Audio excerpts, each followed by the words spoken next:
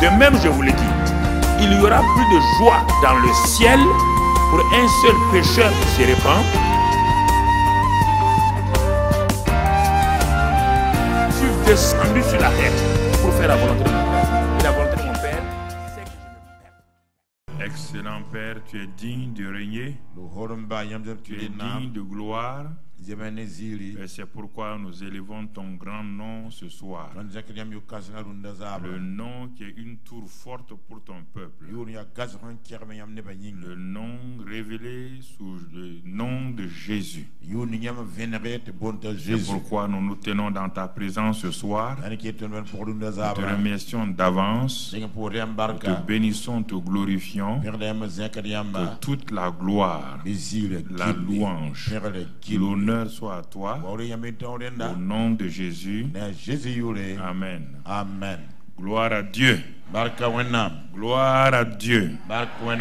Donc ce soir, nous allons tout juste continuer dans le même esprit depuis quelque temps pour nous permettre d'aller de l'avant, de progresser. Et hier, nous avons vu ces choses priées par la parole. Et toujours dans ce même esprit, comme depuis quelques semaines, nous sommes sur ce thème-là, la parole de l'Esprit Saint. Mais le message de ce soir, c'est toi qui vas donner le titre au message. Le titre s'appelle « Donne ton propre titre ».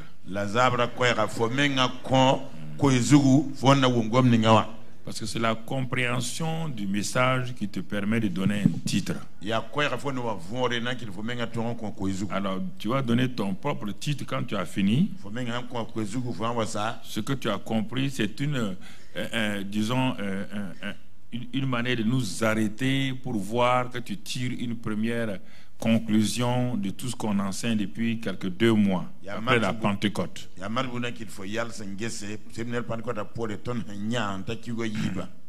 Alors, regardons bien une chose qui est importante. Très souvent, dans la vie, nous accordons aux gens l'importance, c'est-à-dire que l'importance que nous accordons aux gens est étroitement liée à l'importance que nous accordons à nos propres paroles.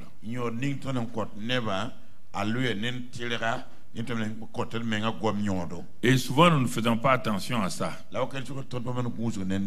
Je répète ça pour que ça soit clair d'une autre manière. Et l'importance que j'accorde à la parole de quelqu'un dépend de l'importance que j'accorde à ma propre parole quand je parle aux gens. La manière moi je suis sérieux avec ma parole, c'est ça que je reproduis sur les gens. Il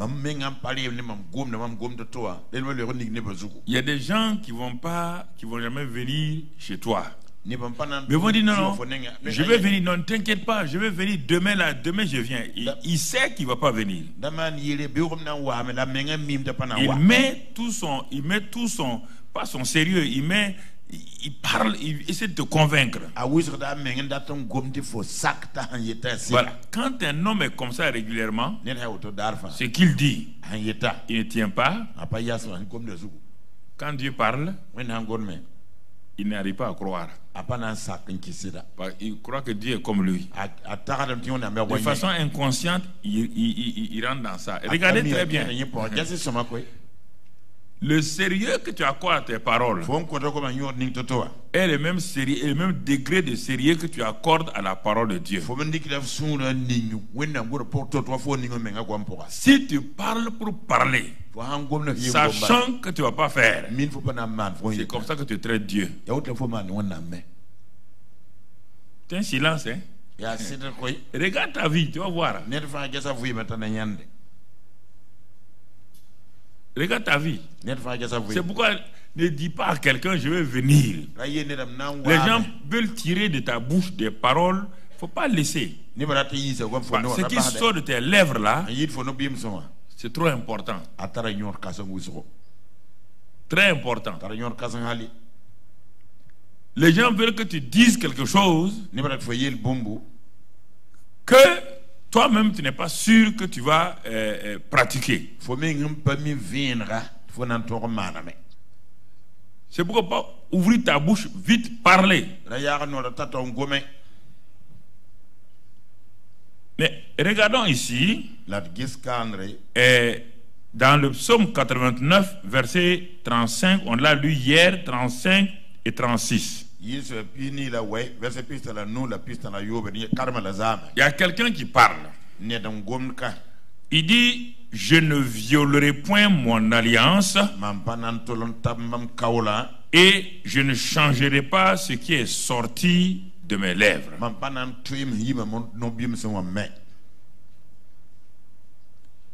Je ne changerai pas ce qui est sorti de mes lèvres. Quand Dieu dit cela, il a pesé le pour et le contre avant de parler.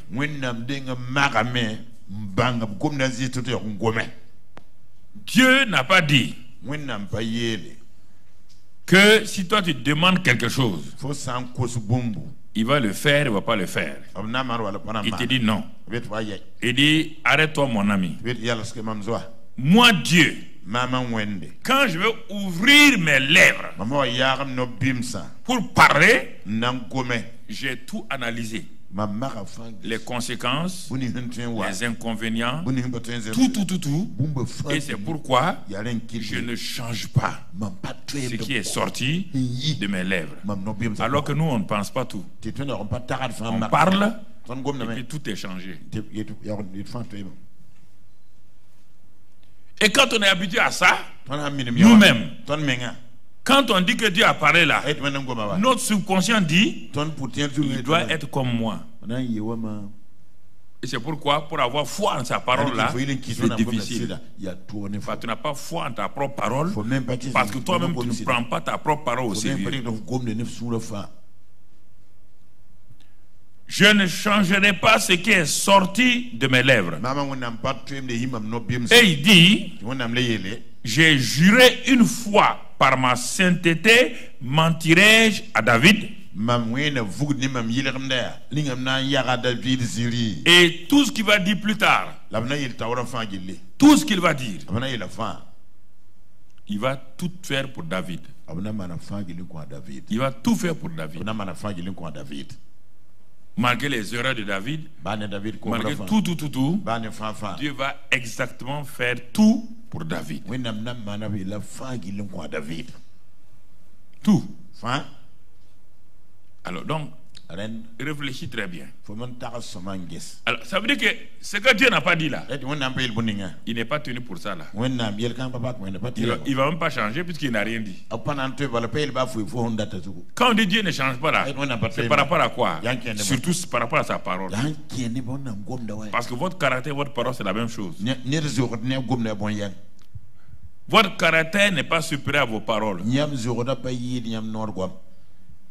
Si vos paroles sont des paroles mensongères, vous êtes des menteurs. On ne peut pas voir quelqu'un comme ça dire qu'il est menteur. On dit à quelqu'un qu'il est menteur parce que ce qu'il dit là, il ment. C'est pourquoi on l'appelle menteur. Et c'est ça qui diminue, c'est ça qui fait que tu as des difficultés, tu as des problèmes pour aller de l'avant.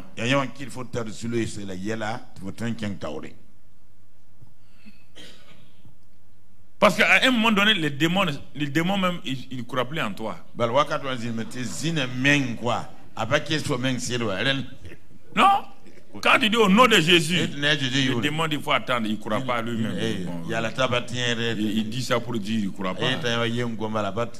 Donc, vous croyez que c'est amusement, c'est ça. Les démons même ne croient plus. Parce que toi-même, tu ne te prends pas au sérieux. Tu dis, ah non, j'ai parlé pour parler hier. Et on voit ça avec surtout les petits-enfants. Quand tu dis une parole à un petit... Fais attention de jouer avec un petit enfant, sinon tu vas détruire son caractère futur. Ne dis pas à un petit enfant que demain matin, tu vas lui donner la lune. Demain matin, il a ta porte, il dit où est la lune. Et tu lui dis que non, c'est fini. C'est-à-dire que tu viens d'égratigner ton caractère devant lui.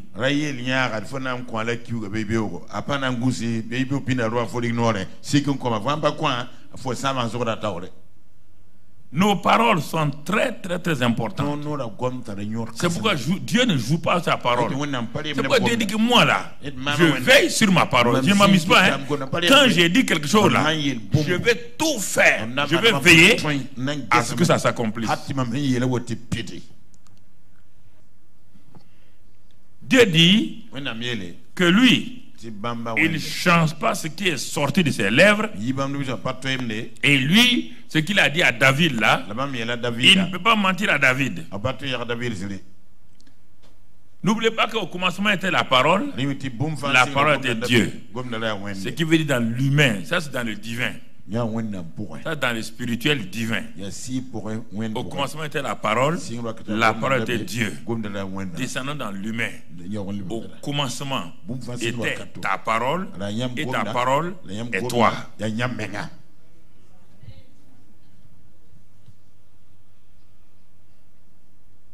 Ta parole est toi. Si ta parole est fausse, c'est que tu es faux. Si ta parole est faible, c'est que tu es faible.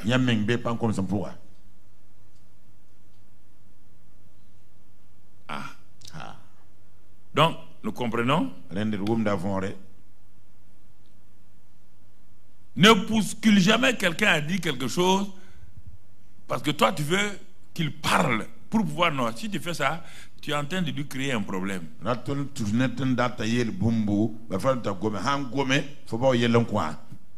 Et ça c'est ce que on voit dans Psaume 89. Allons dans le livre des Nombres.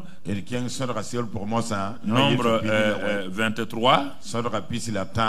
Regardez ce qu'un prophète lui aussi l'a dit. Nombre 23, verset 19. Voilà ce qu'un prophète a dit. Il dit 18. 19. Dieu n'est point un homme pour mentir, ni fils d'un homme pour se repentir.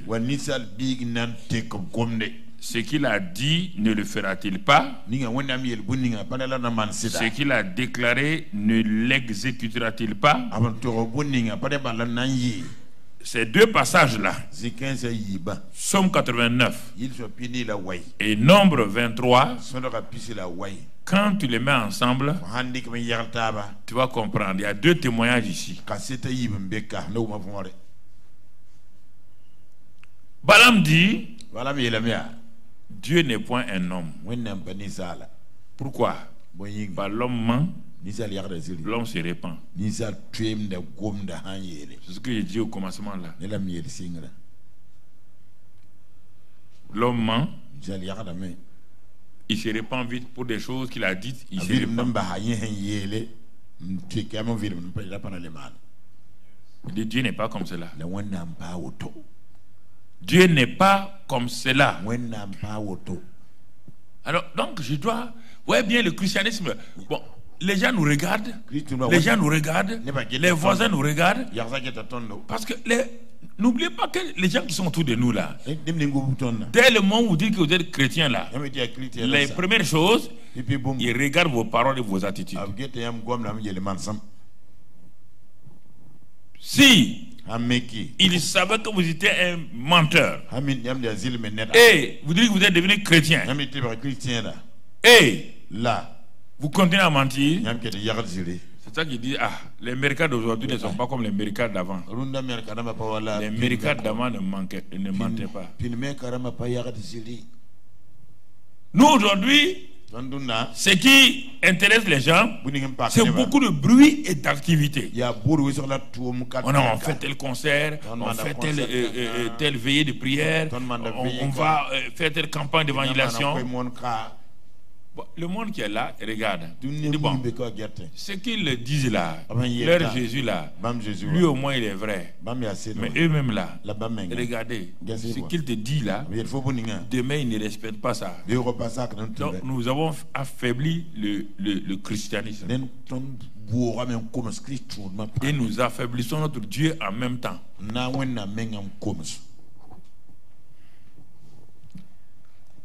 Alors, c'est pourquoi, frères et sœurs, il y a des parents, il ne faut pas dire pour dire. N'ouvre pas ta bouche pour dire je vais faire ça, ou je vais te donner ça, alors que tu sais dans ton cœur que tu ne vas pas donner. Tu t'affaiblis toi-même. Tu t'affaiblis. Et comme je l'ai dit, quand les esprits mauvais sont là, ils n'ont plus peur de tes paroles. Regardons quelques paroles ici, c'est pour compléter tout ce qu'on a vu et pour que nous puissions comprendre ces choses. Et je veux je prie que ça crée en toi quelque chose de profond, que tu commences à comprendre au juste. Oui, je suis chrétien, la parole de Dieu, je crois à la main. Tu te rends compte que c'est pas ça, c'est pas du tout ce que tu disais. Je crois, oui, je crois. Non. Tu te rends compte que la parole là, c'est plus que ça.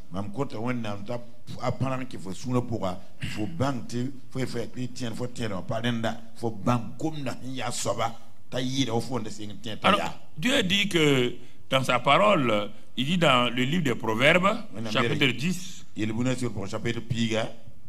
Proverbe 10.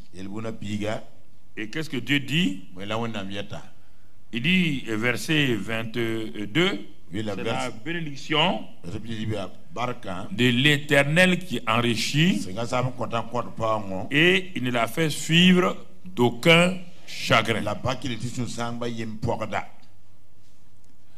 Donc, c'est sorti de la bouche de Dieu que lui, sa bénédiction, enrichit.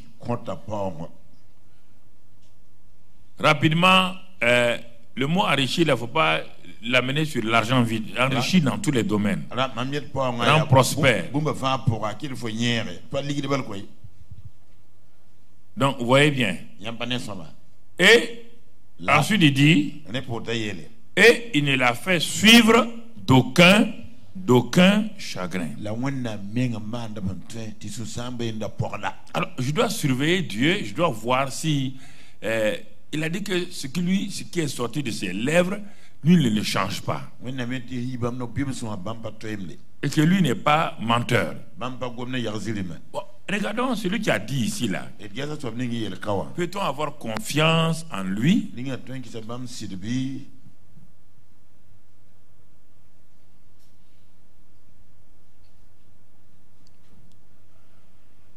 Donc, vous voyez là, chaque fois que je suis devant la parole de Dieu, il y a Dieu et moi. Chaque fois que ça ne marche pas, il y a un d'entre nous qui est menteur. Et comme lui, il a dit déjà que lui, il ne ment pas, c'est moi qui ai menti. Il ne faut pas chercher. Menti comment? Refuser de croire, ou bien ce que Dieu m'a dit, il faut faire ça et ça, et puis tu auras ça, j'ai refusé de faire. Donc, il ne faut pas chercher ailleurs. Ne cherchons pas ailleurs.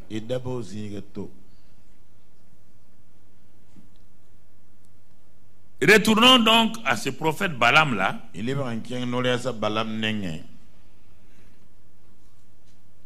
Toi tu dis que Dieu n'est pas un homme pour mentir ou le fils d'un homme pour mentir. Ce qu'il a dit, il le fera. Tu le sais, tu es prophète, tu le sais. Alors, Balaam, qu'est-ce qui va t'amener? On va aller dans Nombre 22. Et c'est là que tu vas voir. Voici Dieu est un prophète. Dieu est un prophète. Dieu, lui, il ne ment pas, et ce qu'il dit là, ce qui sort de sa bouche, et on va voir si le prophète va accepter cela. Verset 2. Balak, fils de Sippor, vit tout ce qu'Israël avait fait aux Amoréens. Et Moab fut très effrayé en face d'un peuple aussi nombreux. Et il fut saisi de terreur en face des enfants d'Israël. Israël est sorti de l'Égypte, ils sont en train d'avancer vers Canaan. Leur passage créait la terreur partout. Et ils sont arrivés dans un endroit à Moab, et là, le roi de Moab qui s'appelle Balak va être effrayé et va faire quelque chose. Moab dit aux anciens de Madian, cette multitude va dévorer tout ce qui nous entoure. Comme le bœuf broute la verdure des champs. Et en ce moment-là, Balak, fils de Sippor, était alors roi de Moab. Ce qu'il va faire est normal. Il veut protéger son peuple. Et il regarde le peuple qui vient là. Est un peuple puissant. Est un peuple dont le Dieu là est puissant. Et il sait que ces dieux ne peuvent rien contre ce peuple. Regardez comment les païens raisonnent et réfléchissent. Il sait que ces dieux, ces idoles-là ne peuvent rien contre Israël, ni le Dieu d'Israël. Alors qu'est-ce qu'il va faire? Il va aller louer les services d'un prophète. Il a envoyé des messagers auprès de Balaam, fils de Béor, à Béthor sur le fleuve.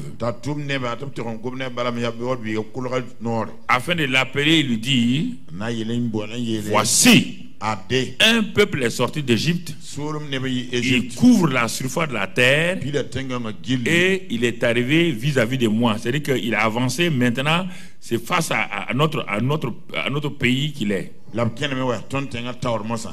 Viens. Je te prie, maudis-moi ce peuple, car il est plus puissant que moi. Peut-être ainsi pourrais-je le battre et le chasserai du pays, car je sais que celui que tu bénis est béni, et que celui que tu maudis est maudit. Donc ne jouez pas avec l'histoire de Balaam en disant que Balaam était un faux prophète. Il va devenir faux prophète, mais il n'est pas un faux prophète. Donc tous ceux qui dans la région savaient que ce prophète-là, quand il bénit, vous êtes bénis. Quand il maudit, vous êtes maudits. Donc Balak a laissé toutes ses idoles. Regardez maintenant, frères et sœurs. Balak va entrer dans le système de Dieu. Il va croire pour amener quelqu'un du peuple de Dieu à défaire donc le peuple de Dieu.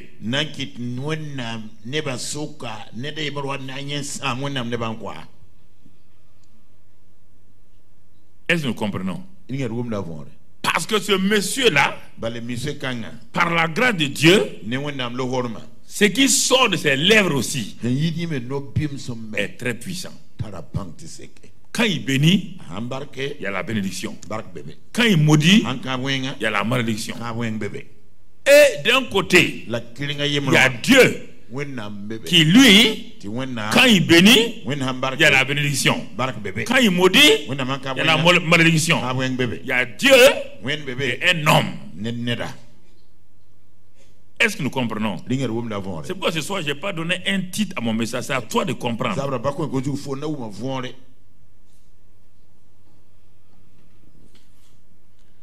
Et il parle de louer. Il dit viens maudit. Je sais quand toi tu...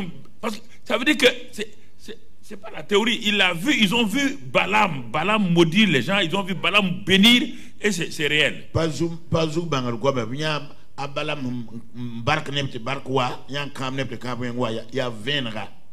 Vous allez comprendre que Balak était un prophète puissant, ce n'était pas un faux prophète. Regardez,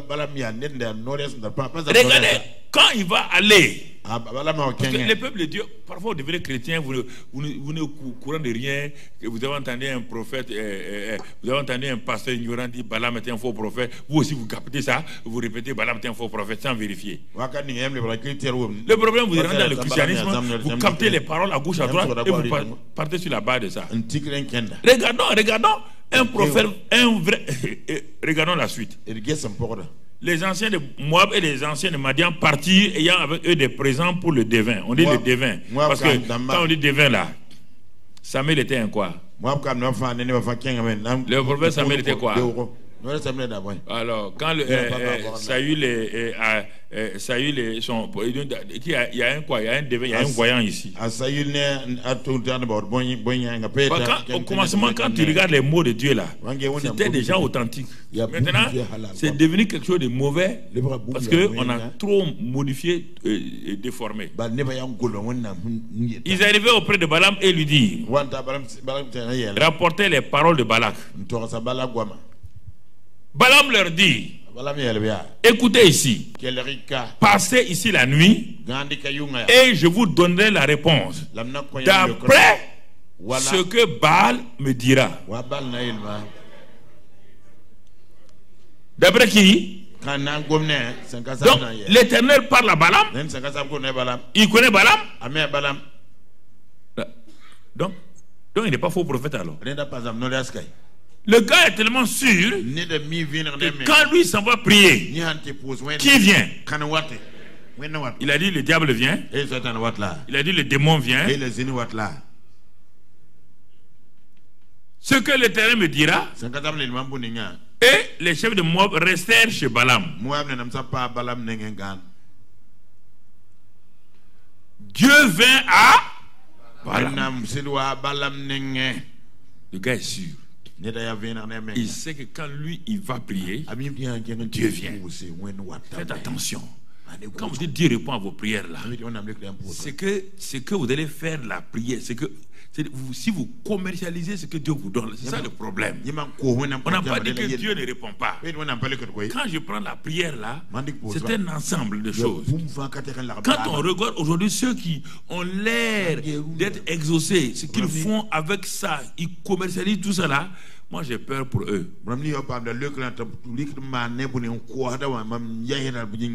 Et bien les questions, quand Dieu vient pour répondre à ta prière, il te pose certaines questions, non pas qu'il n'est pas au courant, hein, il veut que tu prennes conscience de ce qu'il y a. Et quand Dieu est venu, il dit, qui sont ces hommes que tu as chez toi?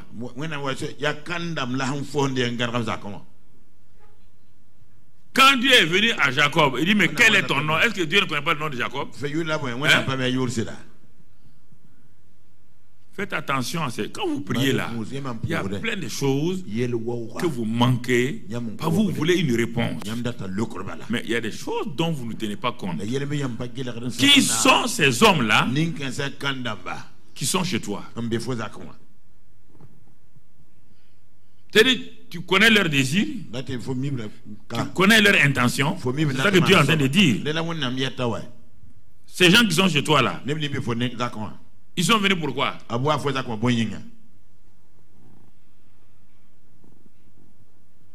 La suite, mon frère. Balaam répondait à Dieu. Il répond à Dieu. Il sait que c'est Dieu.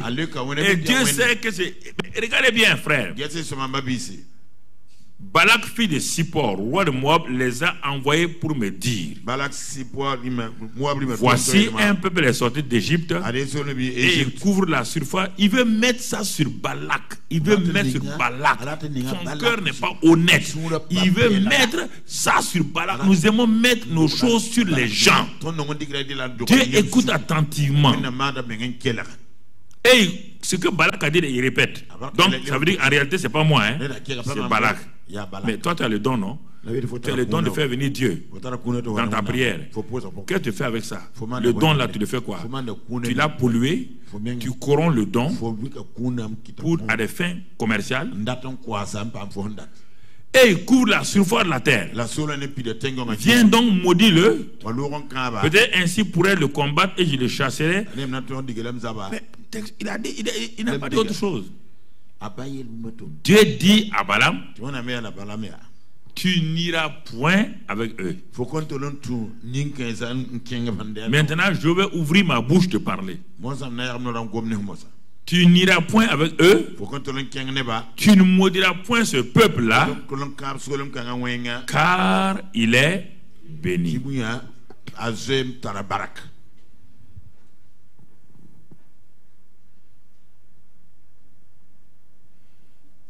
Car il est béni. J'ai dit à son ancêtre. Son ancêtre s'appelle Abraham. Je lui ai dit, sa posterité sera bénie. J'ai dit au fils Isaac. J'ai dit au petit-fils Jacob. J'ai dit à eux tous, jusqu'au Moïse, à tout le monde, qui sont bénis. Et que quiconque les bénira sera béni. Quiconque les maudira sera maudit. Je pose la question. Déjà à ce niveau-là. C'est pourquoi je dis, tu dois donner un titre à ton message. Voilà ce que Dieu a dit. Et toi aussi, par Christ Jésus, tu es fils d'Abraham. Et on te dit que ceux qui croient en Jésus ont la même foi qu'Abraham. Ils sont bénis qu'Abraham. Ils sont héritiers avec Abraham.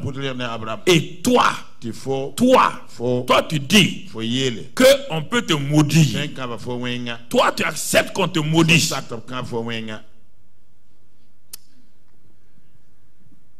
Quelque chose ne va pas quelque part. Dieu a parlé au fils naturel d'Abraham. Tu ne peux pas maudire ce peuple-là. Ça, c'est les fils naturels. Nous sommes les fils spirituels. Nous sommes supérieurs à ces fils naturels.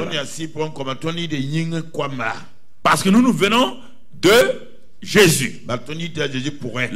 La vraie postérité d'Abraham, c'est Jésus. Nous sommes nés de lui. Et Éphésiens 1:3 dit que nous sommes bénis de toute bénédiction dans les lieux spirituels. Et on peut nous maudire. Et ça marche.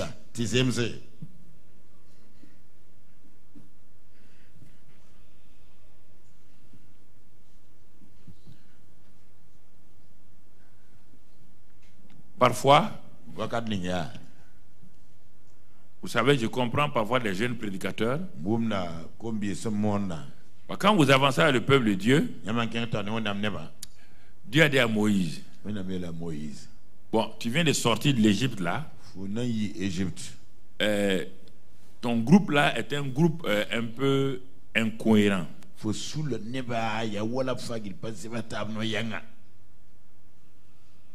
Ne regarde pas aux jeunes gens là pour déterminer ton rythme de marche. Ton rythme de marche doit être le rythme des vieillards, des petits-enfants et du troupeau.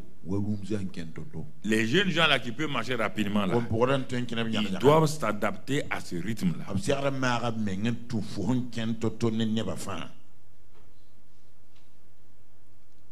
Et parfois le prédicateur est un père et il sait que il y a un ensemble de personnes dans l'assemblée ou parmi les chrétiens et il ne peut pas mettre tout le monde au haut niveau. Mais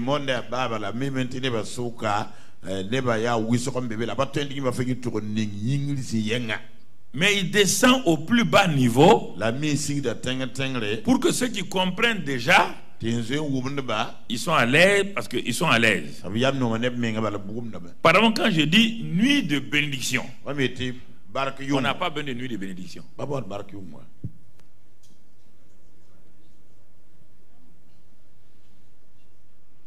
Et les gens sont contents. Et à la nuit de bénédiction.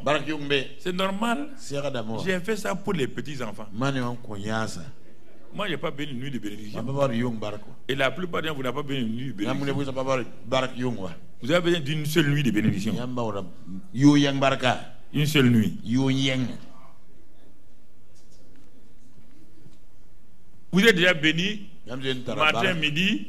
Vous devez vivre dans la simplement. Mais comme tout le monde n'a pas le même niveau, c'est pourquoi parfois on est obligé de. C'est comme si on discréditait la parole de Dieu. Mais Dieu ne nous en veut pas parce qu'il sait que sans ça aussi, on diminue. Dieu dit non, vas-y, il n'y a pas de problème.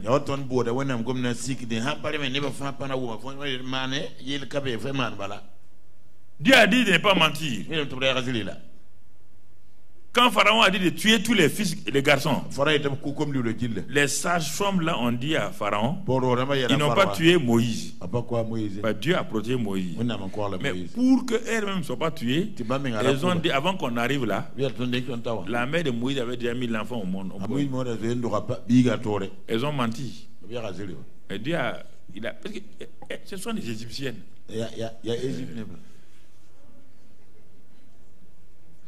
Mais là, quand Moïse est arrivé à un niveau très élevé, quand Moïse a fait une petite faute là, est-ce que Dieu a laissé passer? Voilà. Donc quand on amène une assemblée, l'homme de Dieu a des problèmes. Quand il arrive à un niveau, il a des problèmes. Il doit tenir compte des enfants. Les enfants, qu'on les caresse, qu'on les cajole. Bébé, l'enfant dormit, à bientôt. Dodo, l'enfant do. C'est ça.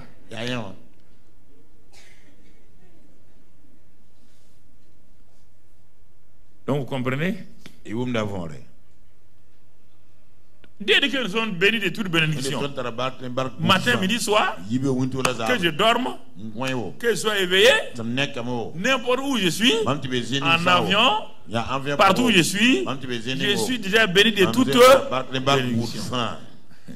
Et par ma foi, j'envoie ma foi dans les bénédictions spirituelles là. Je les rends visibles dans le monde visible. Quelle est la bénédiction que je veux aujourd'hui? Financière. Je vais dans le stock de bénédictions spirituelles. J'enlève ça et j'en fais une bénédiction financière. Et je connais la loi de faire ça.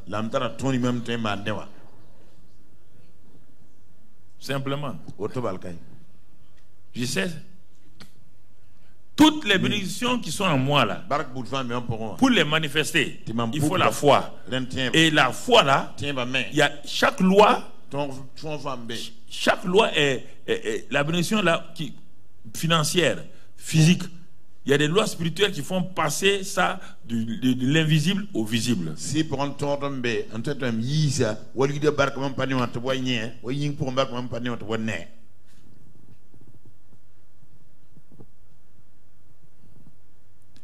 Je prie, nuit de bénédiction. Recevez maintenant.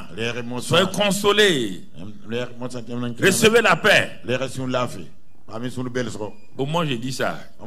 Ceux qui sont à un niveau élevé savent que le consolateur est déjà en eux.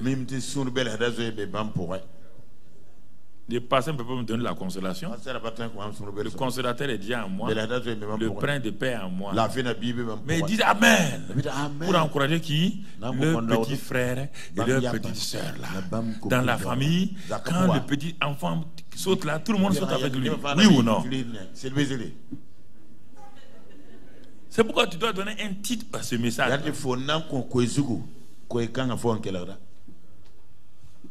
Tu comprends?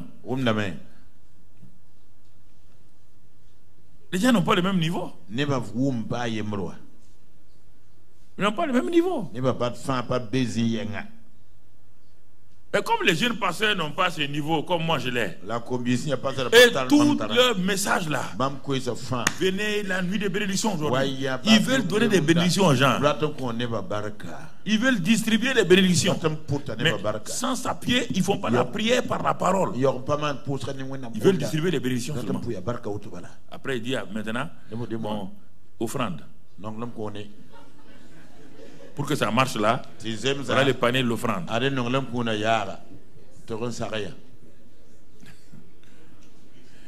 Non, mais Dieu ne le renverra pas.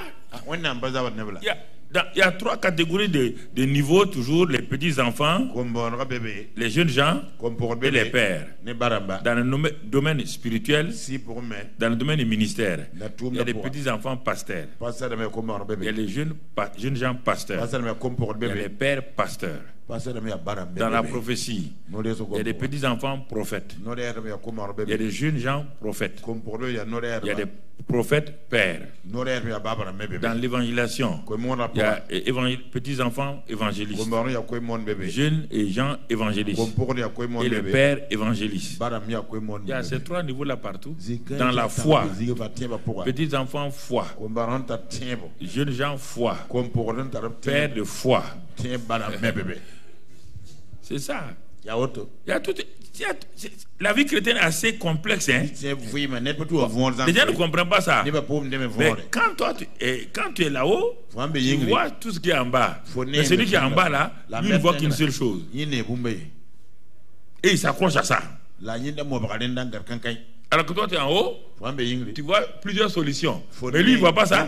Tu as beau lui dire de faire ça là, il va te dire que ça n'existe pas. Il n'a pas tort. Parce qu'il n'est pas en haut. Il est en bas. Il est en bas. C'est pourquoi l'enseignement te permet d'aller plus vite. D'aller plus vite. Donc Balaam était un petit prophète. C'était un prophète bébé. Dieu a parlé de ne pas maudire. Lui, il dit qu'il va aller prier.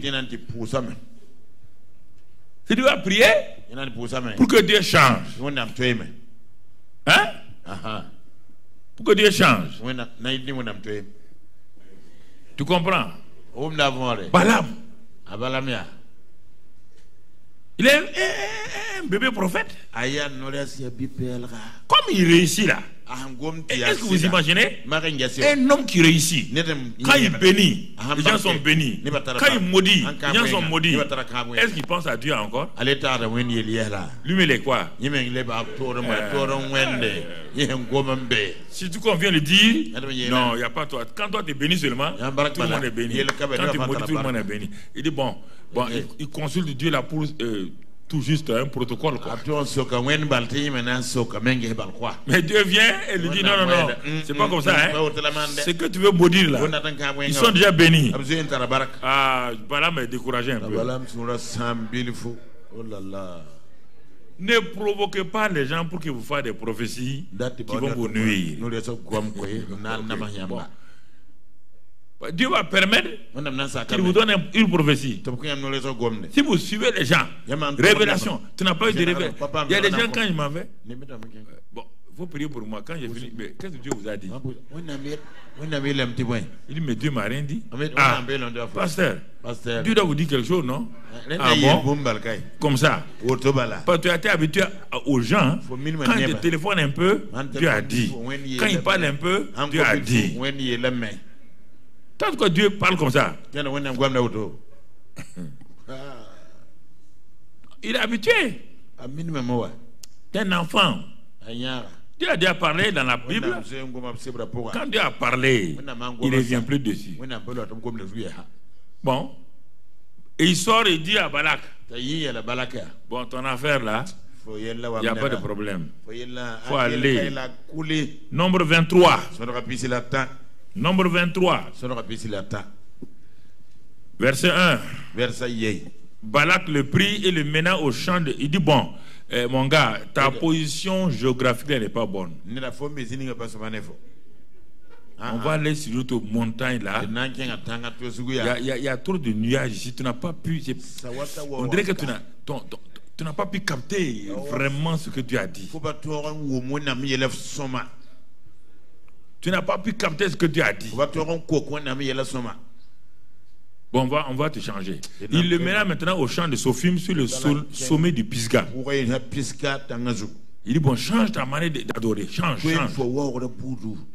Quand tu as adoré là-bas, là, j'ai pas vu des hôtels. Il faut mettre ici 7 hôtels. 7, c'est le chiffre de Dieu. 7. Il bâtit ici 7 hôtels. Et à la première, j'étais dans ta maison. La famille faisait quoi, ouais. Ceux que j'ai envoyés là m'ont dit que tu n'as pas quitté ta maison. Dans ta maison que Dieu est venu parler. Quand même, toi aussi, prophète. Maintenant, tu as la place. 7 hôtels, taureaux, béliers, sur chaque hôtel. Il a fait mélange de sacrifices, bélier et taureau.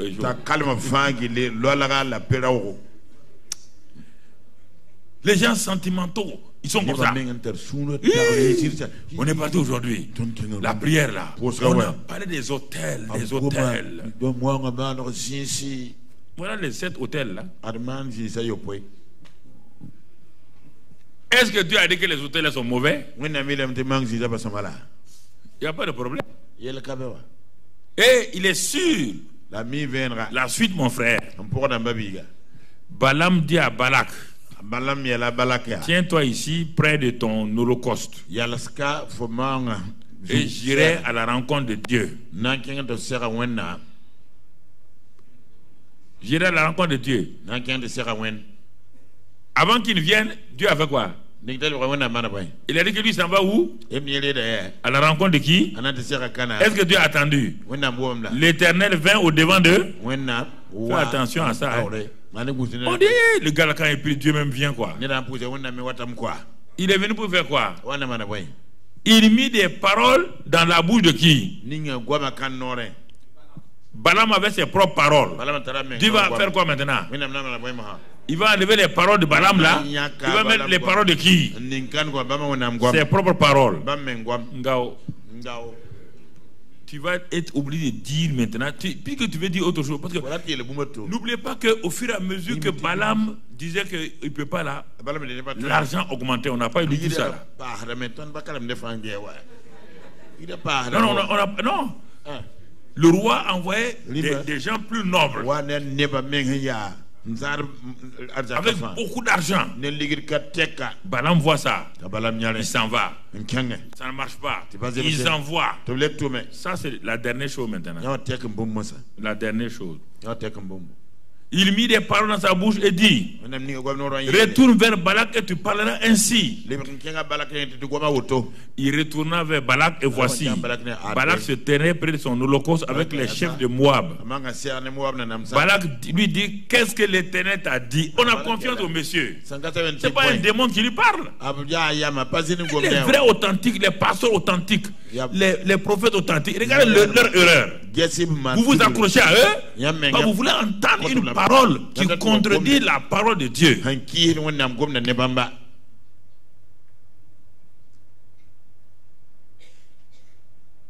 Et c'est ça qui fait périr les prophètes et leur ministère s'écarte vite.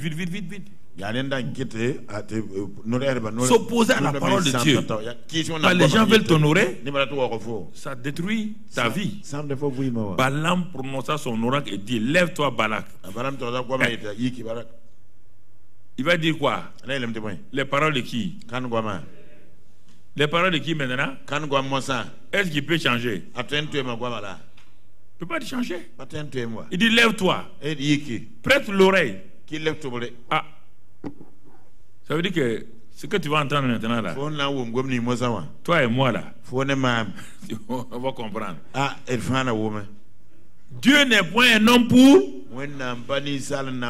ni fille d'un homme pour ce qu'il a dit, ne le fera-t-il pas? Ce qu'il a déclaré, ne l'exécutera-t-il pas? Voici, j'ai reçu quoi? L'ordre de bénir. Il a béni, je ne révoquerai point. J'ai reçu l'ordre. C'est un ordre que j'ai reçu maintenant. Ah. J'entends Balak. J'ai reçu un ordre. Il n'y a plus rien. Et puis là, c'est pas fini. Regarde, c'est pas bénédiction seulement. Il a dit, j'ai cherché à voir le péché par lequel, là où ils ont commis là, comme ça au moins je vais rentrer par là pour les maudire, Dieu m'a dit que lui n'aperçoit point d'iniquité en Jacob. Est-ce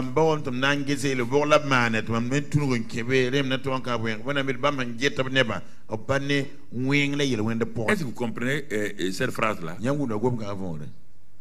Il dit qu'il ne voit point d'iniquité en qui? En qui? Jacob est rempli d'iniquité, oui ou non? C'est le plus grand escroc, oui ou non? Mais quand on veut, comme Dieu a dit qu'il va bénir là, quand on veut le bénir, Dieu dit qu'il y a point de quoi? Il a fermé la porte à qui? À Balaam. Ce n'est pas fini. Il dit il ne voit point d'injustice en qui? En le vainqueur. S'il n'y a pas d'iniquité dans l'escroc là, il peut avoir iniquité dans Israël. L'Éternel son Dieu est avec lui. C'est ça, tout ça. Je vous ai dit 2 semaines, 3 semaines, il est avec vous. Il dit, je suis avec toi, vaillant héros. Donc, ta peur, ta faiblesse, c'est fini. Il est son roi et l'objet de son allégresse. Dieu les a fait sortir d'Égypte. Il est pour eux comme la vigueur du buffle. L'enchantement ne peut rien contre Jacob, ni la divination contre Israël. Au temps marqué, Israël dit à Jacob et à Israël quelle est l'œuvre de Dieu. C'est un peuple qui se lève comme une lionne et qui se dresse comme un lion. Il ne se couche point jusqu'à ce qu'il ait dévoré la proie et qu'il ait bu le sang des blessés. Ah. Quand il a dit ça, Balaam a fait quoi? Il a ramassé ses clics et ses claques. Et puis il a fait quoi? Il dit garde ton argent, mon type. On ne peut plus rien.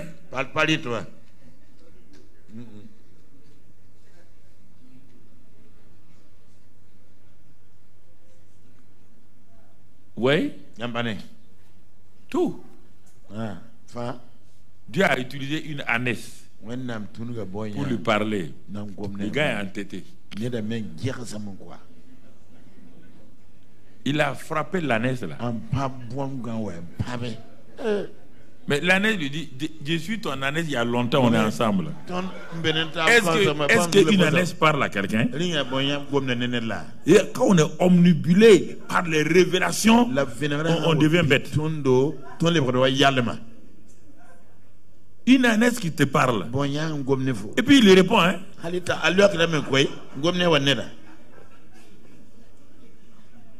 Quand on est omnibulé, parce qu'on veut que Dieu nous parle, n'importe qui vient nous parler, on croit. Et c'est ça qui se pose comme problème. Les gens ne vérifient plus les Écritures. On dit non, aucun don spirituel n'est supérieur à la parole. Ne t'amuse pas à ça. Aucun don n'est supérieur à la parole.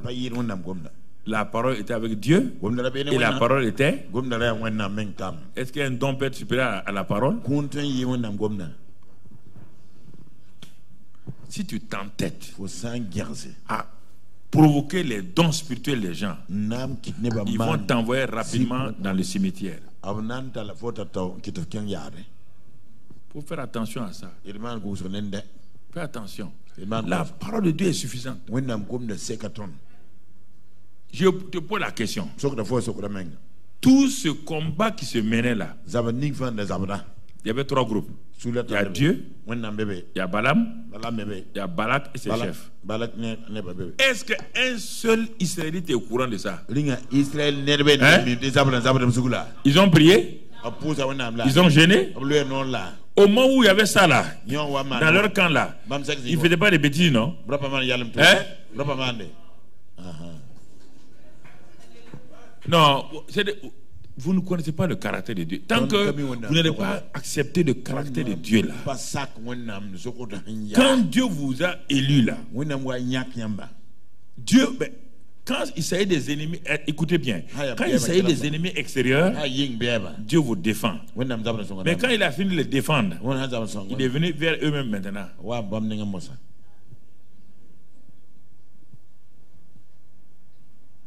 Il est venu vers eux-mêmes. Oui. Il est venu vers eux.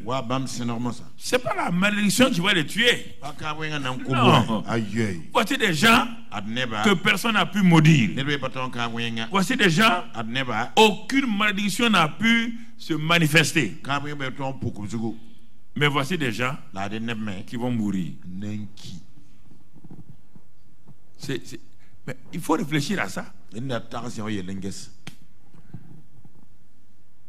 Aucun prophète, personne, aucun peuple ne vous a tué. Personne. Depuis qu'ils sont sortis là, jusqu'ici là, personne n'est mort. Ni les vieux, ni personne. On dit que leur corps, leurs pieds ne s'enflaient pas. Les vêtements et les chaussures ne s'usaient pas. Tellement Dieu prend soin d'eux. La mort va commencer quand alors? Sans malédiction, ils vont mourir. Sans ennemis, ils vont mourir. C'est étonnant. C'est étonnant. Parce que Dieu leur a donné un pays. Depuis qu'ils sont... Il a donné ce pays. Au moment où Dieu a dit... Je te bénis là. En même temps, il a dit à leurs grands ancêtres là, je donne un pays. Ce pays-là est pour vous.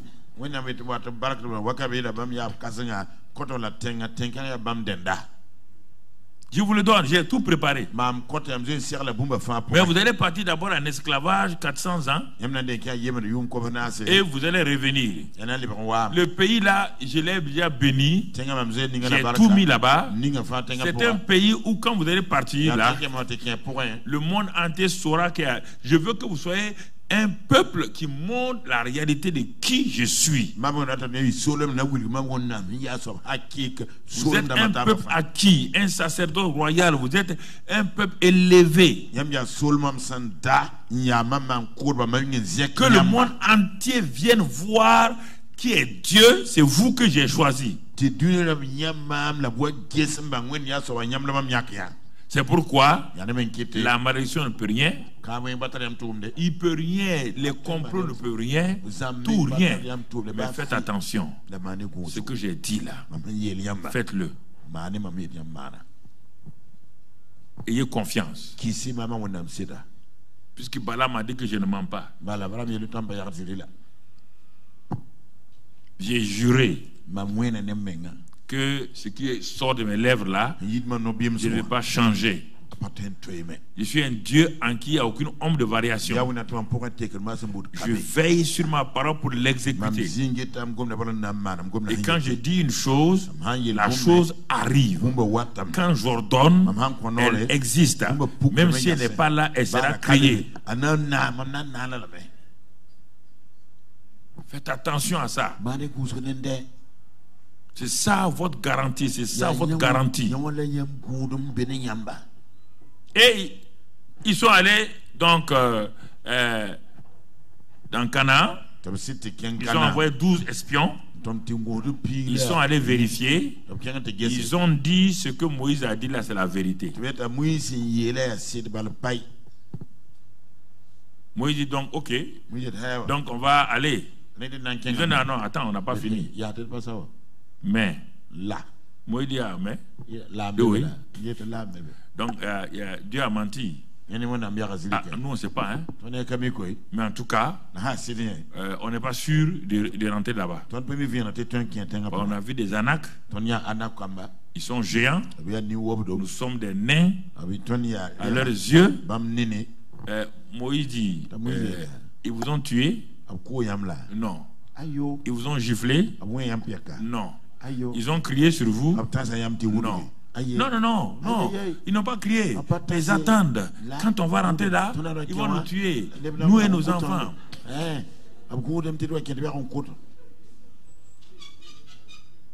Josué et Caleb disent, mais c'est pas possible.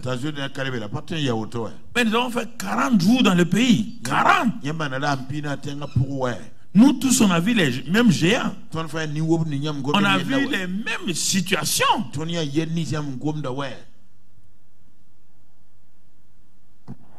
Mais Regarde ce qu'ils disent. Dieu leur a donné un pays où il doit être rassasié de longs jours. Chacun va mourir quand il va finir et il va être rassasié de jours. C'est quand ils vont rentrer dans le pays là que ça va s'accomplir. Pas dans le désert. Mais ils disent que s'ils rentrent là-bas, ils vont mourir. Dieu dit ah bon? Choisissez maintenant. C'est à Canaan que chacun d'entre vous sera rassasié de longs jours. C'est à Canaan que vous allez accomplir vos jours. C'est à Canaan que vous allez vivre longtemps. Je vais éloigner la maladie de vous. Vos femmes ne vont pas avorter. Il n'y aura pas de femmes stériles. C'est le pays, c'est ce pays-là. Vous aurez des maisons. Je vous donne la capacité dans ce pays-là pour avoir la richesse, tout. C'est ça. Il est en train de nous parler du royaume. Mais vous voulez pas rentrer là-bas? Moi, je ne vous ai pas garanti que vous allez vivre longtemps dans le désert. Là, vous allez vivre longtemps là. C'est Canaan. Si vous devez aller à Canaan, la mort est devant vous. Est-ce que vous comprenez? Vous comprenez? Bon, ils ont essayé de forcer. On peut le lire dans Nombre, Nombre 14-39. Bon, quand ils ont vu qu'ils ont eu tort et que Dieu avait déjà dit non, c'est fini, vous allez tous tomber dans le désert là. Bon.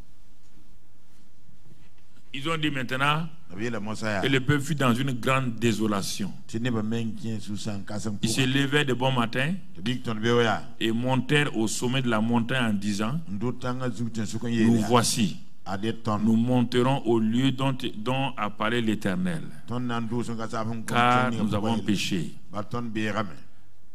Moïse dit: pourquoi transgressez-vous l'ordre de l'Éternel? Cela ne réussira point.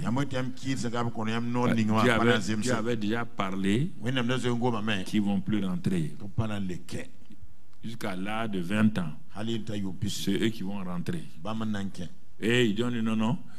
Ils s'opposent. Regardez bien. Ne montez pas, car l'Éternel n'est pas au milieu de vous. Ne vous faites pas battre par vos ennemis, car les Amalécites et les Cananéens sont là devant vous, et vous tomberez par l'épée, parce que vous êtes détournés de l'Éternel.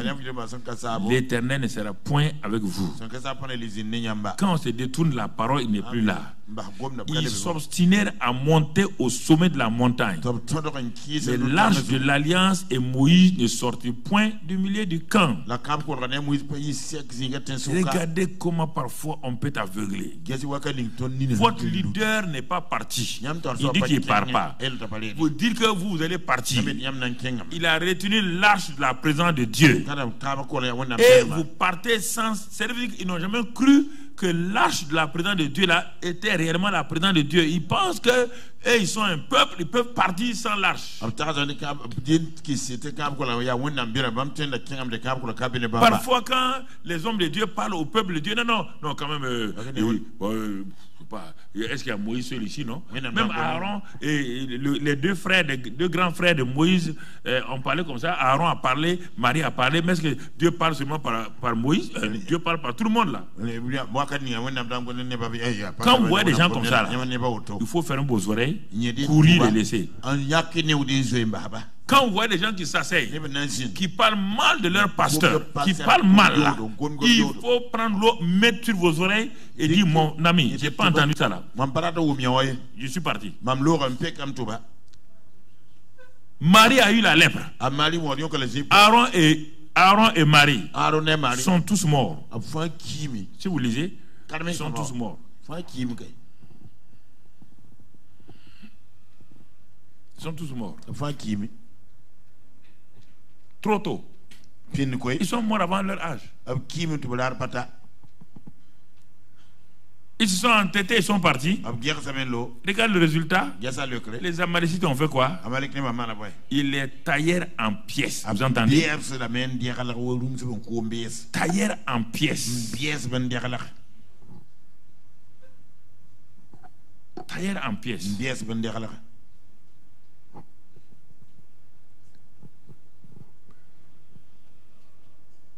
Ah, oui. Les sorciers ne peuvent rien, il n'y a pas de problème. Les devins ne peuvent rien, tu as raison. Mais toi-même, tu peux quelque chose contre toi-même. Tu peux mettre la mort et la vie dans ta propre vie par tes propres paroles. La seule personne qui résiste à Dieu, c'est toi et moi. Satan ne peut pas. Les démons ne peuvent pas. C'est toi l'enfant de Dieu là. C'est toi seul qui peut t'arrêter de dire à Dieu, je fais ce que je veux. Dieu dit ok, tu es mon enfant, hein? Fais ce que tu veux. Mais sache aussi que ce que tu fais là, voici les résultats. Là il ne protège plus. Aucun d'entre eux n'est rentré. Ils n'ont pas été vaincus. C'est la seule défaite comme ça. Là. En dehors de ça, là, il y a un autre.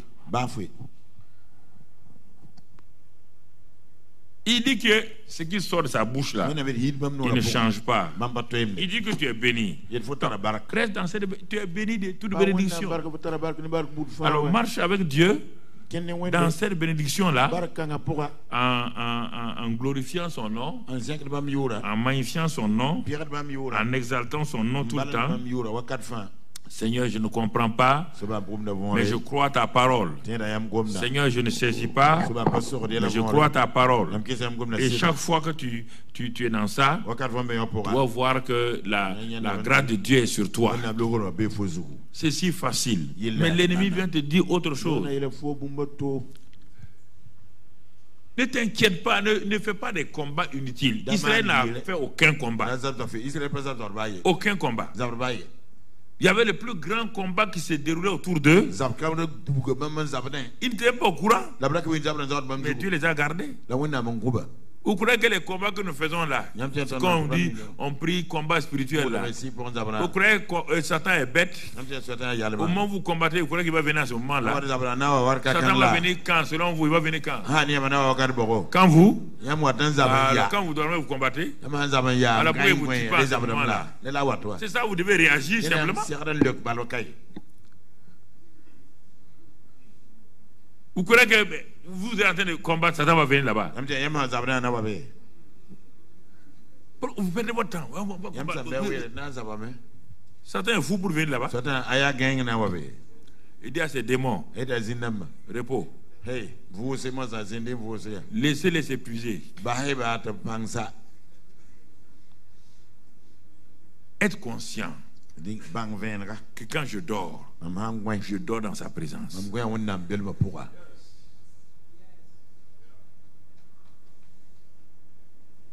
Je dors dans sa présence. Il est en moi. Il est avec moi. Papa, bonne nuit. Toi, tu ne dors pas. Tu ne sommeilles pas. Moi, je vais dormir. Et tu veilles sur moi. Merci, papa. Non, le sang de Jésus. Le sang de Jésus. Il a dit que celui qui veille sur toi ne sommeille ni ne.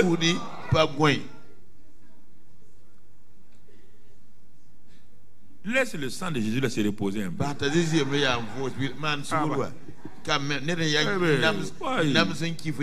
Tous les jours, sang de Jésus, sang de Jésus, sang de Jésus. Celui qui ne dort pas là, qui ne se fatigue pas là, il a dit, je vais veiller sur Israël, je veille sur toi. Donc remercie-le, dis-lui bonne nuit, merci, quand tu veilles sur moi. Celui qui se confie en l'Éternel est en sécurité. Dis la Bible et dors. Quand tu lèves le matin, papa merci d'avoir veillé sur moi. Pourquoi vous ne rentrez pas dans l'action de grâce, vous voulez dans la prière? L'action de grâce, c'est la meilleure formule. Quand tu dis merci aux gens, tu plais aux gens plus que quand tu demandes. Quand tu vois venir, quand tu demandes, là, tout le monde fuit.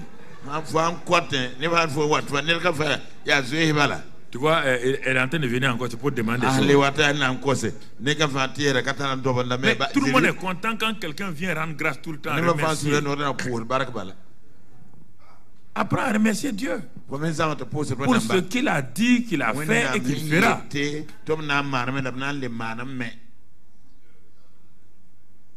On dit c'est dans le calme et la confiance que sera votre quoi? Votre salut est dans le calme et la confiance. C'est dans le calme et la confiance qu'Israël, Balaam n'a pas pu maudire. Balaam n'a pas pu maudire. La plupart du temps, ce que vous voulez faire là, vous travaillez 8 heures. Je vous dis une chose. Si vous êtes étudiant ou élève, vous êtes au lycée, à l'université, vous êtes en train de travailler. Si vous êtes travailleur, vous travaillez 8 heures. 8 heures. Vous dormez, minimum 5 à 7 heures. À quel moment là, vous pouvez veiller sur vous-même? Dites-moi. À quel moment? C'est votre heure de combat là que vous. C'est ça qui vous tient. Hein? C'est vos 2 ou 3 heures de combat là qui vous tiennent, qui vous gardent.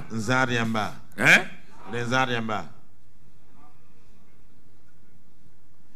Avant d'être chrétien, qui te tenait? C'est pas Dieu, non? Si Dieu t'a gardé au moment où tu ne t'aimes pas chrétien, maintenant tu es son enfant, il fait quoi? Non, on dirait que les enseignements parfois, vous trouvez que c'est trop beau. C'est ça qui est biblique. Vous voulez les mensonges des gens.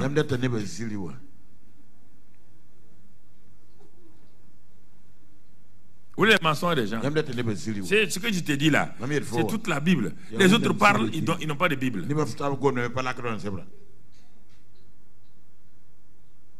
Si tu crois que Dieu va que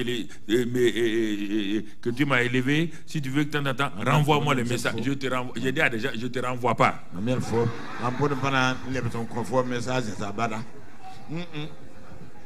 Non, je les réponds comme ça, je ne te renvoie pas.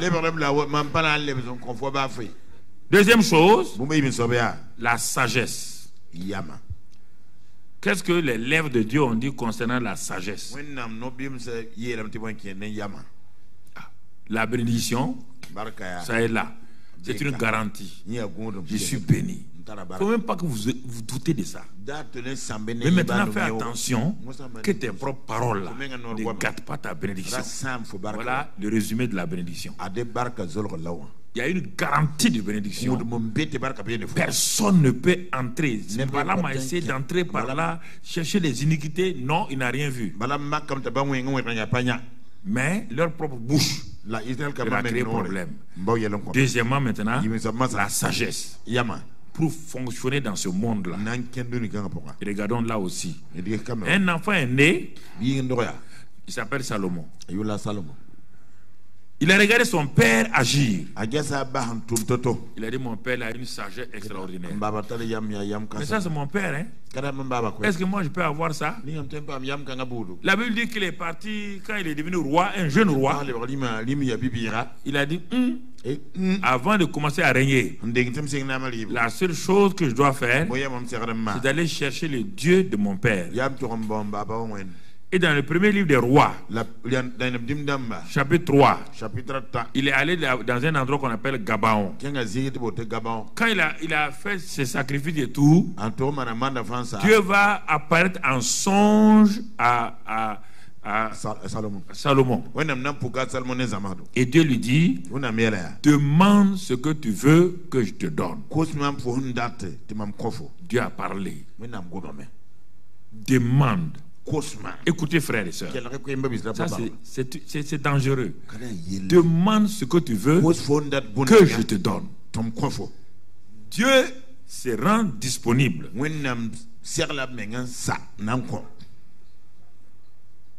Et C'est dans le rêve que Dieu parle à Salomon. Si Salomon était éveillé, si Salomon ne dormait pas, c'est pourquoi parfois Dieu ne vous parle pas dans les rêves. Si Salomon ne dormait pas, et Salomon avait beaucoup d'ennemis autour de lui, il y avait beaucoup de ces demi-frères là qui voulaient le trône là. S'il ne dormait pas et que Dieu lui avait posé la question, demande ce que tu veux là, il dit envoie le feu. Adonijah et les autres au nom de l'Éternel. Il allait demander des choses qui allaient tout gâter. C'est pourquoi parfois Dieu permet que quand vous dormez là, votre égoïsme, vos intérêts là sont, il vient vous poser la question.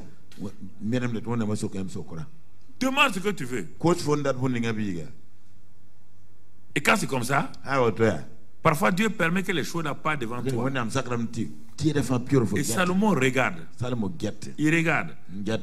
Mon frère, ma soeur, lisons la suite. Salomon, dans ce songe-là, il dit, tu as traité avec mon père avec une bienveillance. Parce qu'il marchait en ta présence dans la fidélité, dans la justice et dans la droiture de cœur envers toi. Et tu lui as conservé une grande bienveillance. Et tu lui as donné un fils qui est assis sur son trône, comme on le voit aujourd'hui. Donc il est en train de faire le témoin de son père. Il sait que lui n'a pas tout ça là. Et qu'est-ce qu'il va faire? Maintenant, Éternel mon Dieu, tu as fait régner ton serviteur à la place de David, mon père. Et moi, je ne suis qu'un jeune homme, je n'ai point d'expérience. Ça, c'est de bonnes prières. Je n'ai point d'expérience. Les gens rentrent dans le ministère, ils voient quelqu'un qui a 30 ans de ministère et il commence 1 an. Ils veulent tout faire comme lui. Au lieu que les chrétiens lui disent, mon frère, assois-toi ici. Tu vois cet homme-là, il a 30 ans. Même dans la vie là, un homme de 5 ans, un homme de 30 ans, c'est pas pareil. Mon ami, quelqu'un qui vient de présenter, et c'est pas moi, sa thèse en doctorat et en chirurgie. Il a mention très bien, très honorable. Et tout le monde l'a applaudi dans la salle là. Tu sors de la salle là. Tu as appendicite. Et tu vas dans le cabinet du docteur. Tu vas trouver des docteurs, les chirurgiens de 30 ans là, qui a expérience de 30 ans. Et le petit qui vient d'avoir mention très honorable là. On te dit que lui il va t'opérer, tu vas être d'accord. Sa mention très honorable reste où? Là où il a fait son examen. C'est pas honorable pour moi ici. Je préfère dire au docteur qui a 30 ans d'expérience là, docteur, je préfère être entre tes mains. Le petit là, il n'a qu'à attendre 30 ans d'abord. Il ne faut pas qu'il me coupe 30 années de vie pour rien. Oui ou non? C'est la même chose avec Dieu. Vous croyez parce que quelqu'un a un don, il va se lever et faire des choses? Parfois, vous n'avez pas de discernement. Il y a un petit là qui a des dons. Il a des dons. Il connaît la vie chrétienne. Vous croyez que Dieu est bête comme ça, il va prendre un petit. Et on dit que quoi? Même pour être diacre là, il ne faut pas donner le diaconat à qui? À des jeunes. Même diaconat là. Après votre ministère. L'orgueil va le détruire. Et il y en a plein comme ça dans la ville. Les gens les ont détruits, posés. Maintenant ils ont honte. Ils ne veulent plus revenir en arrière. Ils sont liés. C'est ça. Il n'a pas vu des choses. La sagesse. Salomon dit, j'ai pas d'expérience. Voilà. Il a eu raison. Tu m'as placé sur des gens, je n'ai pas d'expérience. Comment je vais les diriger? Dieu dit que tu veux alors. Tu m'as demandé, non? Il dit, continue voir plus loin, le verset 9. Accorde donc à ton serviteur un cœur intelligent pour juger ton peuple, pour discerner le bien du mal. Car qui pourrait juger ton peuple, ce peuple si nombreux? Regardez cette prière-là. Comment, qu'est-ce que Dieu va dire? Cette demande de Salomon plut au Seigneur. S'il avait fait autre demande, ça allait faire quoi? Il y a des prières que tu fais, des demandes que tu fais qui ne plaisent pas à Dieu.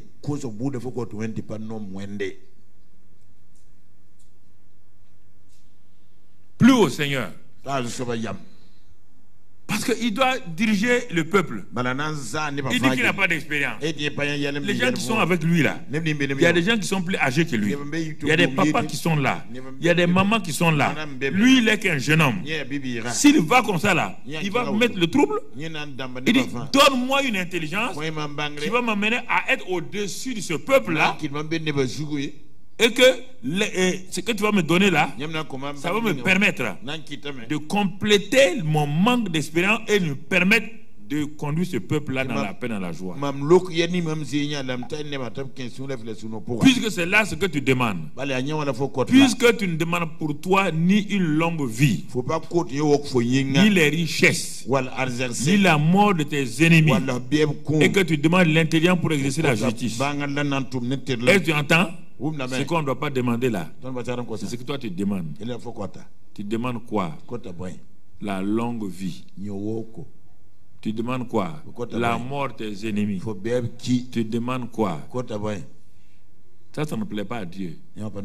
Ton ennemi n'a qu'à mourir, ça va te donner quoi? Ton ennemi là, il ne peut pas te tuer. Il n'a qu'à mourir là, ça va te donner quoi? Ça, je ne comprends pas. Il n'a qu'à mourir là, ça te donne quoi? Puis toi, tu dois mourir. Si ton ennemi meurt aujourd'hui, toi, tu meurs demain. La mort de ton ennemi t'a servi à quoi? Vraiment. C'est ça. Qu'est-ce que l'ennemi est comme ça pour toi? Est-ce qu'il t'empêche de respirer? Hein? Il t'empêche de respirer? Il t'empêche de manger? Sa mort va te faire quoi? Regarde la suite. Puis tu n'as pas demandé ça. J'agirai selon ta parole. Je te donnerai un cœur sage et intelligent, de telle sorte qu'il n'y aura eu personne avant toi et qu'on ne verra jamais personne de semblable à toi. Salomon est mort avec ça. Même quand il a désobéi là, il est mort avec ça. Dieu n'a jamais enlevé la sagesse de la vie de Salomon.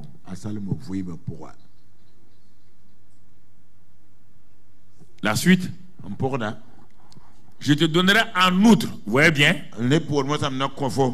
quand tu fais la bonne prière, Matthieu 6, 38, c'est ça. Cherchez d'abord le royaume et Dieu vous donnera ces choses. Non, vous cherchez d'abord les choses. Salomon a cherché la sagesse qui est liée à Dieu lui-même. En outre, ce que tu n'as pas demandé, des richesses, de la gloire, de telle sorte qu'il n'y aura pendant toute ta vie aucun roi qui soit ton pareil. Est-ce qu'il a demandé d'être élevé? Dieu l'a élevé. Cherche à savoir ce qui plaît au cœur de Dieu. Aucun roi. Est-ce que Salomon n'a pas demandé à Dieu, bon, je vais être au-dessus des rois? Hein? Non. Non. Il y a des prières qui te limitent. sagesse. Il y a des prières quand Dieu te donne, c'est fini pour toi. Ton cas est réglé pour toujours, c'est fini. Dieu ne s'intéresse plus à toi. Parce que tu t'es mis dans une cage et tu t'es enserré et tu t'es assis. Si tu demandes la richesse, Dieu dit ok, donne la richesse. Mais comme il n'a pas de sagesse, ce sont ses ennemis qui vont bénéficier de sa richesse.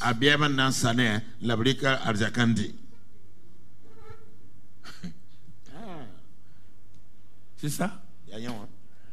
Il n'a pas la sagesse. Il veut la richesse. On va donner la richesse. Mais qui va en bénéficier? Ses ennemis.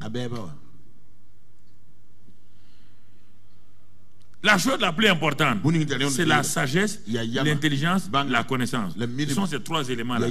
Proverbe 3, Proverbe 24, où Dieu a travaillé ces trois-là. Ces trois éléments. La sagesse, l'intelligence, la connaissance. Lis ça dans... Quand il parlait de la sagesse pendant des années, là, il t'a enseigné ça beaucoup. La sagesse, dans sa main droite, il y a longue vie et tout. C'est ça que Dieu a dit. Tu as vu, non? Tu vas lire dans Proverbe 8 ou bien tu vas trouver ça. C'est ça que Salomon a demandé la sagesse, l'intelligence. Regarde bien, Dieu a donné quoi? Longue vie, Dieu a donné quoi? Richesse, Dieu a donné quoi? Tout. Et Salomon dit, effectivement, dans le livre des Proverbes, que quand tu demandes la sagesse là, la sagesse a deux mains. La main droite, la main gauche. C'est le secret. C'est le secret. C'est pourquoi j'aime le livre des Proverbes. Je lis ça régulièrement. C'est la sagesse pratique pour faire le ministère. Devant chaque situation, je m'arrête. Quelle est la sagesse ici là? La sagesse, c'est ce qu'on appelle la lumière. C'est des solutions que Dieu donne dans des circonstances. Quelqu'un, par exemple, qui n'a jamais été comme les gens, comme les Louis Pasteur, ils n'ont jamais été médecins autres là. Mais il a dit qu'il y avait, comment on appelle, la rage et toutes ces choses. Il a demandé que lui veut être un instrument. Mais Dieu lui a permis, il a fait niveau terminal, première. Il n'est pas dans le domaine scientifique. Hein. Aujourd'hui, on parle des instituts pasteurs, mais les gens ne regardent pas sa vie. Tu es un chrétien. Il a demandé ça. Ils sont nombreux comme ça.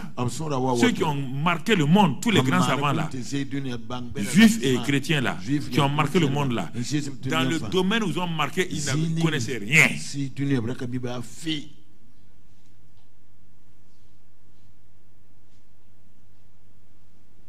connaissaient rien. Ils ont demandé à Dieu qui veut être utile dans tel domaine. Et Dieu leur a donné ça. Et ils ont commencé à éblouir le monde avec ça. Et puis ils s'étaient cachés eux-mêmes. On ne les connaissait même pas.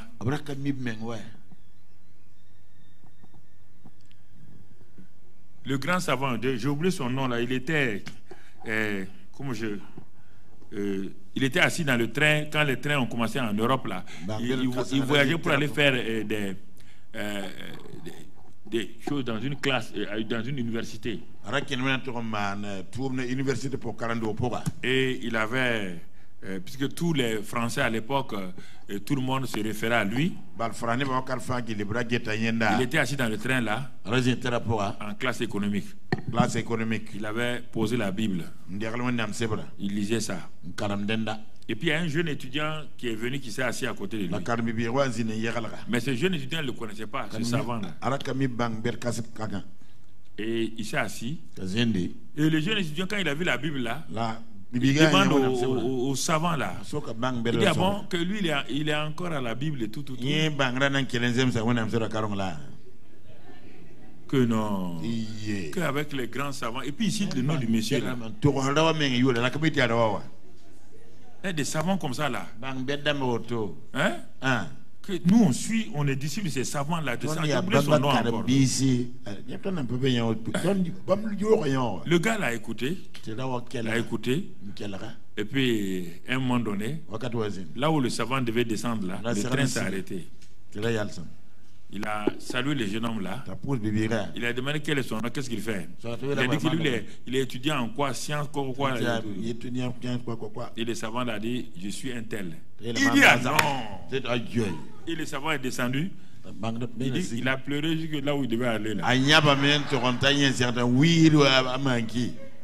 Il dit, c'est pas possible. Et puis il lit la Bible, hein. Le savant lui a dit, tout vient de la Bible. Les plus grands savants du monde qui ont affecté le monde là, ça vient de la Bible. Tout vient de la Bible. Regarde Salomon. Regarde Salomon. Pendant quand il était roi là, tu n'as pas lu toute la vie de Salomon et l'histoire qui accompagne Salomon. Les plus grands savants il a les mathématiques, il les a multipliées. Les stratégies de guerre. Pendant tout son règne, il n'y a jamais eu de guerre. Il a pacifié son peuple, le pays. Tous les rois venaient, tous les rois du monde venaient le voir. Il avait une sagesse extraordinaire.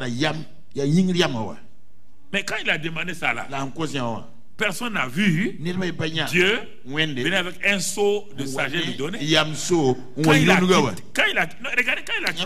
vous priez et vous ne croyez pas votre prière. Il a quitté Gabaon. Dès qu'il a quitté Gabaon, il est arrivé à Jérusalem. Il s'est assis. On a amené 2 femmes qui avaient un bébé. C'est là que tout le monde a vu que Salomon était sage. Toute la cour était arrêtée. Ils ont posé la question. Ils ont expliqué. Quand Salomon a parlé à toute la cour, c'est là que Salomon a su. C'est là que Salomon a su, mon frère, que la sagesse était là.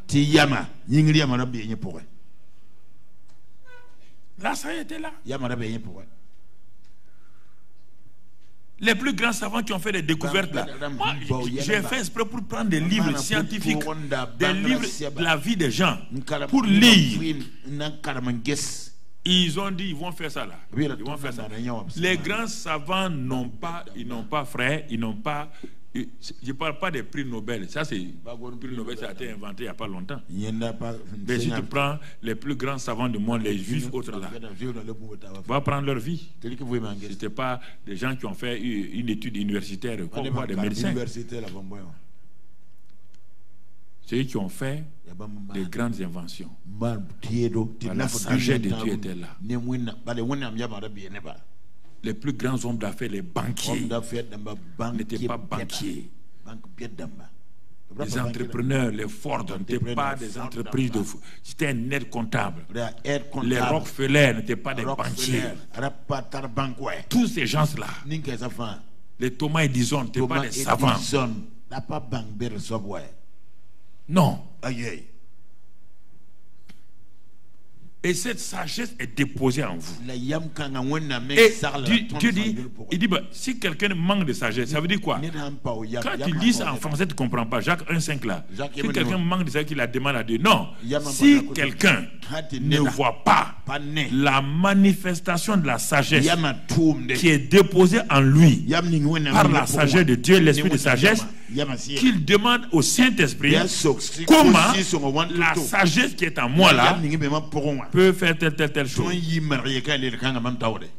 C'est pourquoi en Amérique, va lire leur histoire. Quand tu les vois maintenant, tu ne comprends pas. On peut passer de la fonction publique aux affaires, à la politique. Il n'y a pas comme ici fonctionnaire. Tu es militaire, tu quittes là-bas, tu es chef d'entreprise là-bas. Pourquoi? C'est ça qui leur a... Ils ont dit, tout homme, leurs parents spirituels, on dit Dieu a déposé un dépôt dans chaque homme. Donc, si vous voulez dire qu'il est militaire seulement, il va mourir avec ce qu'il a en lui là. Il ne pourra jamais. Tu Tu comprends? Où nous avons? Ce qui veut dire, il y a des gens qui sont là, ils sont allés se mettre fonctionnaires, or sont des chefs d'entreprise, ils meurent avec dernier échelon, classe exceptionnelle. Et ils sont à la retraite à 55 ans. Dieu les regarde. Oh, vous plaignez. C'est cette femme-là qui devait inventer telle chose. Vous avez dit qu'elle est professeure de philosophie. C'est le problème que nous avons. Nous avons rationalisé les choses.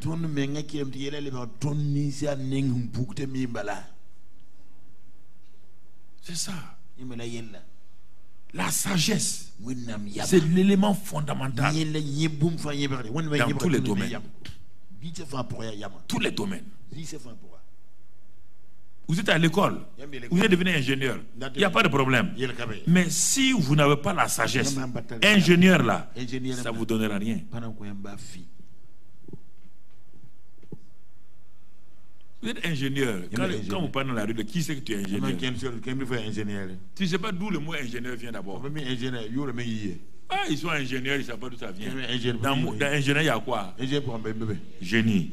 Mais va trouver au commencement, vous ne cherchez pas. Pourquoi on a donné ce mot ingénieur là?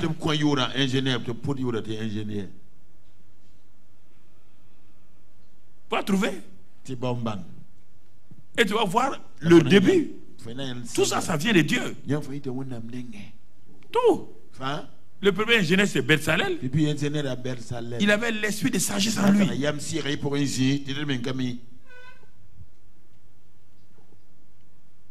L'esprit de sagesse.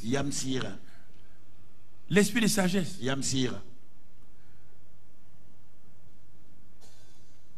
C'est ça, frère. Dieu a parlé. Il a dit des choses. Il faut accepter ça. C'est pourquoi j'ai dit je vais être pasteur. Il a dit mais pasteur, il n'y a rien là. Il dit c'est pas que je dis vous n'avez pas lu la Bible, c'est pourquoi vous ne savez pas. Un homme en qui Dieu vient habiter, il n'est plus un homme normal. Non. Comment? Il devient un homme extraordinaire. Là où les gens se battent là, lui il est assis, il regarde. Il voit la solution. Parce qu'il y a la même sagesse en toi, tu ne veux pas. Salomon, c'est ça qui a fait de lui un homme sage. Quand ce jour-là, et Samuel, le jeune Samuel, on va le lire pour terminer. 1 Samuel 3, 19. Samuel 3, 19. Qu'est-ce qu'il a fait de ce jeu? Cet enfant ne connaissait même pas Dieu. Quand il a commencé à connaître Dieu, il dit Samuel grandissait, l'Éternel était avec lui, il ne laissa tomber à terre aucune de ses paroles. Toutes les paroles que Dieu disait à Samuel, il ne laissa tomber aucune de ses paroles. Et à cause de ça, regarde la suite. À cause de ça, tout Israël, depuis Dan jusqu'à Beersheba, reconnu que Samuel était établi prophète de l'Éternel. L'Éternel continuait à apparaître dans Silo, car l'Éternel s'est révélé à Samuel dans Silo par la parole de l'Éternel. Vous ne pouvez pas enlever la parole et baser les gens sur des dons. Les dons sont falsifiables. Les dons peuvent être erronés, corrompus. Mais la parole de Dieu, incorruptible, semence incorruptible. Incorruptible. Incorruptible. Frères et sœurs, je vais m'arrêter ce soir-là pour vous montrer vraiment. C'est pourquoi j'ai dit donne ton titre. J'ai fait un tour d'horizon. Je me suis arrêté pour faire un petit tour d'horizon avec quelques éléments que depuis j'enseigne depuis presque 1 mois et demi, pour que tu vois toi-même. Est-ce que bon, Dieu dit que ce qui sort de mes lèvres là, personne n'a pu arrêter Agar. Il est Agar, celle qui était à Jéricho là. Rahab. Personne ne peut vous arrêter. Non, mais c'est... Personne. Personne. Il n'y a que vous-même. Vous êtes trop important pour Dieu. Mais vous voulez que... C'est pas la proclamation qui fait de vous. Quand on vous a fait de proclamer, regardez ce que vous devez faire. La solution est à côté de vous. À côté de vous. À côté de vous. À côté de vous. Va ici. Fais telle chose. Et tu verras. Tu verras. Prends tel produit. Fais comme ça. Tu verras le résultat. Les gens disent que cette voie-là n'est pas bonne. Vas-y, mon fils, vas-y. Vas-y. Et à la fin là, les gens sont étonnés. Ils sont étonnés de voir comment les choses vont bien dans ta main. Que Dieu te bénisse. Sa grâce soit avec toi.